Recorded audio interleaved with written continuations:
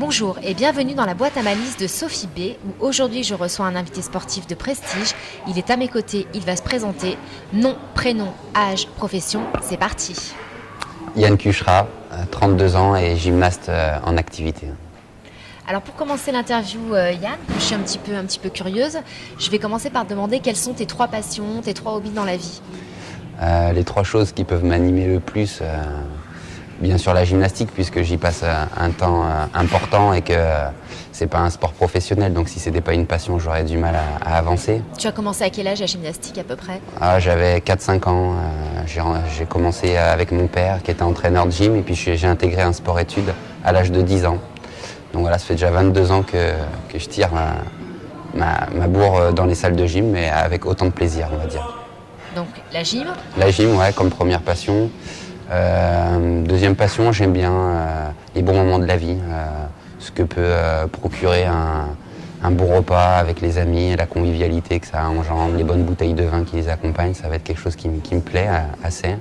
T'es épicurien donc? Voilà, c'est exactement ça. Et puis en troisième passion, j'aime bien la pêche. T'aimes bien la pêche? Un gymnaste pêche? Qui a besoin de sortir de son gymnase et de se retrouver un petit peu dans la nature. Alors, c'est vrai que j'ai jamais le temps, ma femme elle rigole toujours parce que je dis toujours que j'aime la pêche, mais malheureusement, j'ai jamais le temps d'aller pêcher la truite comme j'aimerais. Mais quand j'y suis, c'est un réel bonheur. Alors comme moi ici, on est là pour te lancer des défis. On va t'en lancer 3 tout au long de cette interview. Le premier défi que je vais te lancer, c'est de me dessiner quelque chose qui soit en rapport avec la pêche, bien entendu. Donc sur ce magnifique paperboard, tu vas venir avec moi et je vais te demander de bien vouloir me faire un beau dessin. Bon. Allez Yann, on y va, un dessin lié à la pêche. Ouais, on va essayer.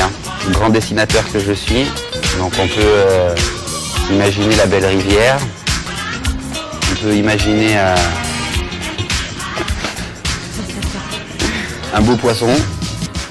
Il est très beau celui-là. Ça c'est une grosse truite et il est content. Malheureusement, le pêcheur que je suis, ma belle canne, hop. C'est moi.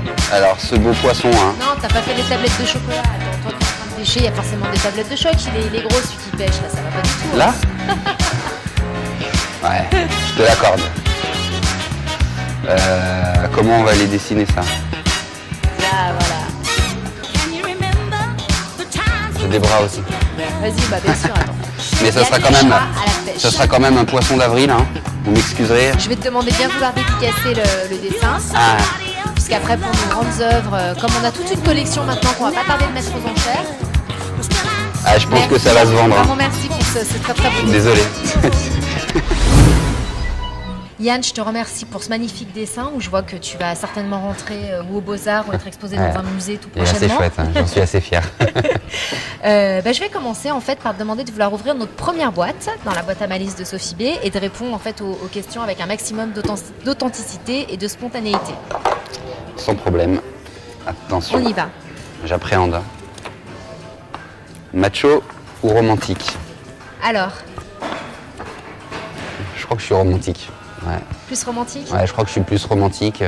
Voilà, j'aime faire plaisir aux gens, donc forcément j'aime faire plaisir aux femmes et en premier lieu à ma femme. Mais voilà, j'aime ce contact avec les gens assez sincère et assez souple, assez calme, assez posé. Ça me correspond assez. T'aimes offrir des fleurs? Dans le côté romantique. Oui, dans le côté romantique, mais ça. C'est quoi le côté romantique pour toi? C'est venir. Pour moi, le côté romantique, c'est le coucher de soleil. C'est prendre soin de l'autre, être attentif, l'écouter et essayer de faire des choses qui vont faire plaisir à la personne d'en face. Voilà, se rendre serviable et disponible pour l'autre. C'est quelque chose qui me correspond, je crois. On va passer à la deuxième question, si tu le veux bien. Allons. Aïe, aïe, aïe. On mélange un petit peu. Je mélange aussi. Dans notre rubrique Love Star. Alors, si c'était à refaire, qu'est-ce que vous ne referiez pas? Voilà. Ça, c'est pas évident. Quelque chose que je ne referais pas. Je crois que dans ma carrière sportive, parce que c'est ce qui m'a pris beaucoup de temps, il y a eu pas mal d'échecs. Et il y a eu notamment des préparations que j'ai pris un peu plus à la légère et qui m'ont coûté des performances, mais qui m'ont coûté aussi en tant qu'être, quoi. J'ai laissé des plumes et je repense à une compétition, au championnat d'Europe, où j'avais une préparation qui a été un petit peu en dents de scie, où je me suis investi dans d'autres projets et où j'ai eu du mal à être concentré sur l'objectif essentiel qui était de préparer ces championnats d'Europe. Donc voilà, je crois qu'à un moment donné, il faut savoir où on va, il faut savoir mettre des limites et être concentré sur les objectifs qu'on a envie d'atteindre. Et ça, c'est quelque chose que je ne referai pas, c'est certain. Ça va? C'était assez authentique. Hein. Troisième question. Troisième question. Alors, quelle est pour vous la femme la plus sexy? C'est intéressant, ça nous plaît dans cette Star. Toi, Sophie? Ah, j'adore. Non, j'ai pas d'idéal de femme. J'aime les femmes qui prennent soin d'elles, qui sont belles et qui mettent en avant leurs beaux arguments. T'as un modèle, je sais pas, t'as une actrice en particulier qui te vient à l'esprit ou ça reste toujours moi et dans ce cas-là, on va couper la caméra. Je pense que là, on va se retrouver un petit peu en aparté avec Yann. C'est définitif, ça reste toi, Sophie. Coupe la caméra. On va passer à la quatrième question. Alors.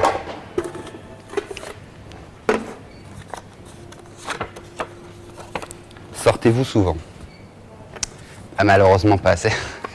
Mais c'est aussi la rigueur que m'impose mon activité. Et, quand on a envie d'aller chercher des belles perfs et une belle médaille olympique. Comment ça se passe une semaine avec toi, une journée avec toi? Je veux dire, par rapport à toute la régularité que tu dois avoir, c'est quoi une journée type avec Yann Cucherat? On s'entraîne 2 fois par jour, tous les jours. Ça fait à peu près 5-6 heures d'entraînement quotidien. On se repose le mercredi, on se repose le samedi après-midi, le dimanche, mais on est souvent en déplacement aussi le week-end. Donc du coup, il y a peu de temps libre et on est obligé d'être très exigeant avec nous-mêmes pour être performant sur les entraînements. D'avoir une hygiène de vie ou ce genre de choses aussi. C'est essentiel. C'est pour ça qu'on ne peut pas se livrer à beaucoup de sorties comme on le souhaiterait. Mais il y a des moments donnés où c'est plus opportun, quand on est en coupure, quand on est en trêve. Il y a quand même des moments où tu arrives à te lâcher, entre guillemets Oui, mais ils sont quand même de moins en moins importants parce qu'il n'y a pas un moment dans la saison où il n'y a pas une compète importante à préparer. Donc voilà, on essaye à certains moments donnés de se retrouver avec les copains, mais c'est trop rare. Mais je me rattraperai par la suite. Je crois qu'il faut simplement savoir ce qu'on veut. Et puis voilà, il y a les bons moments de la vie, ça sera pour après. Ton prochain objectif, ça reste les Jeux Olympiques de Londres pour 2012. Qu'est-ce que ça représente pour toi, ça?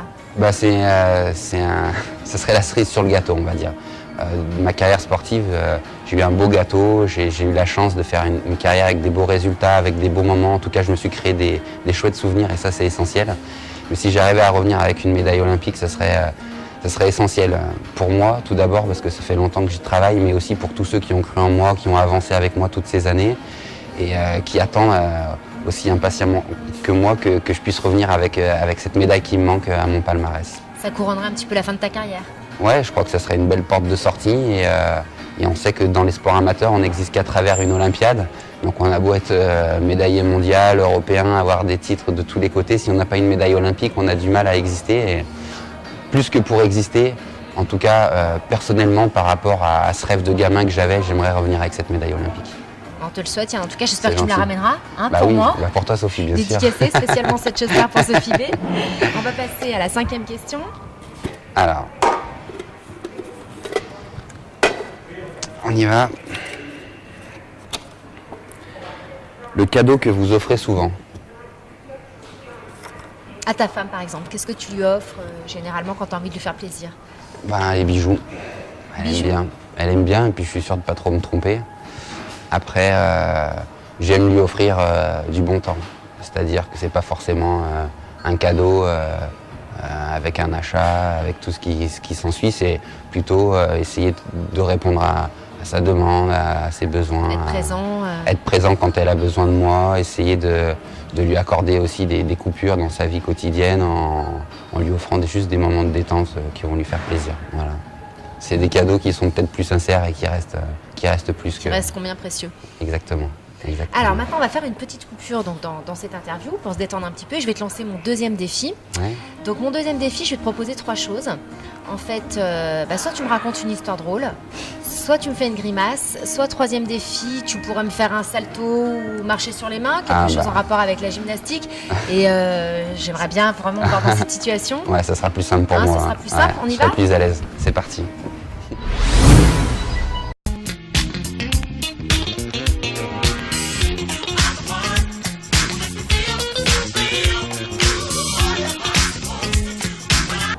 Merci Yann, Je t'en c'était prie. super.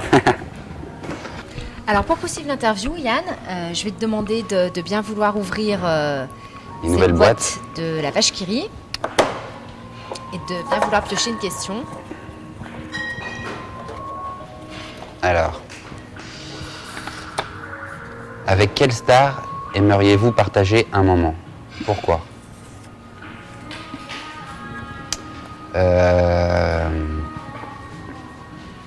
Je crois que j'aimerais partager un moment avec Daniel Auteuil. Daniel Voilà, Auteuil. Voilà. C'est quelqu'un que j'aime bien dans ses films, que j'ai vu sur quelques interviews, qui me plaît bien et j'aimerais bien, par curiosité, parce que c'est à lui que je pense comme ça d'un coup, hein, il y en aura certainement d'autres. Mais T'aimes bien son jeu d'acteur? voilà, t'aimes j'aime bien ce qu'il personnage, fait, j'aime bien comment il a l'air d'être dans la vie et j'aimerais bien partager un moment convivial avec lui juste pour voir Tu si, choisirais pas une si femme, ça représente pas la Madame réalité. Auteuil? Non, lui, parce que c'est lui qui m'est venu en premier. Voilà. Mais je pense qu'il y a plein de gens qui mériteraient qu'on passe un moment avec eux pour découvrir ce qu'ils sont en dehors de ce qu'ils peuvent représenter derrière l'écran. Ça m'attire plus que vraiment l'image que peut représenter que ce soit un sportif ou que ce soit un acteur. Je suis plus intéressé par ce qui se passe derrière que ce qui se passe vraiment devant l'écran. D'accord. Voilà. On passe à la On enchaîne. 6e question. J'ouvre celle-ci. Allez.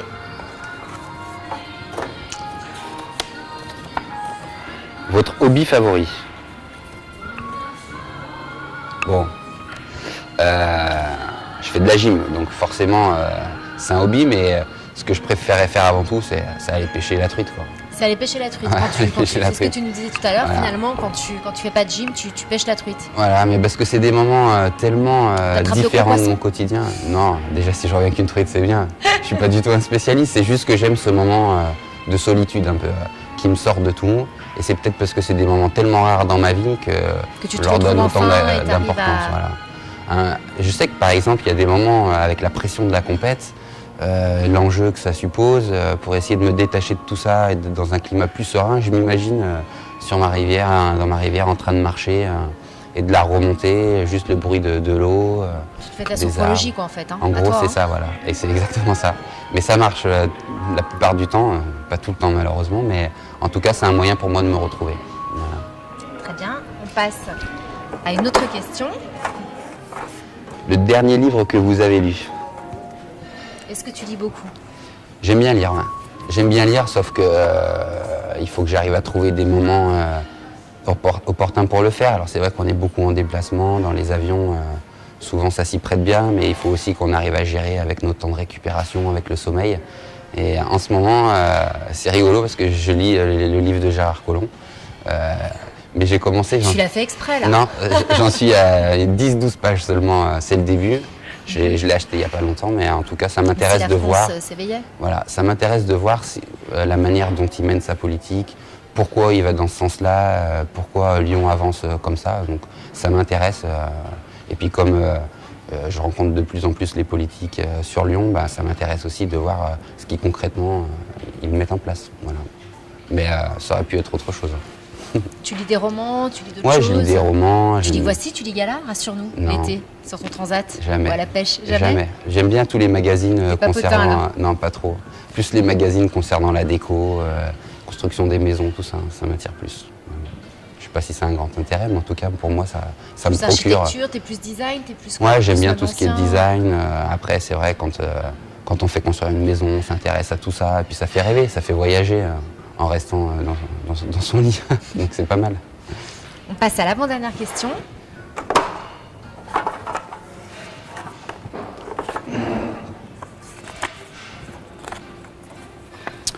Le lieu de tendance, lounge qui vous a le plus épaté? Est-ce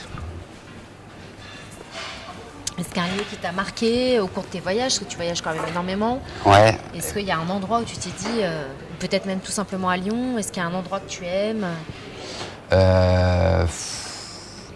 non. Honnêtement, j'ai pas pris d'habitude à être dans un endroit qui m'a plus épaté qu'un autre. Il y a eu des petits troquets qui avaient rien d'épatant, dans lesquels je me suis senti hyper à l'aise, et d'autres endroits plus majestueux. À Lyon ou plus À Lyon, à l'étranger? l'étranger. Voilà. une terrasse, c'est quelque chose qui va me plaire. Mais c'est surtout les gens qui nous accompagnent, qui font que ce lieu marque les esprits, c'est plus les gens crée qui un fait que le lieu devient souvenir magique que le lieu en lui-même. quoi. Voilà. Mais après, j'ai pas d'endroit particulier qui me vienne à l'esprit comme ça. Désolé. Dans quelques temps, quand tu auras terminé Londres, quand tu exactement. auras terminé tout ça, tu pourras nous faire un petit répertoire Après, des endroits favoris. Exactement. On y va pour la dernière question.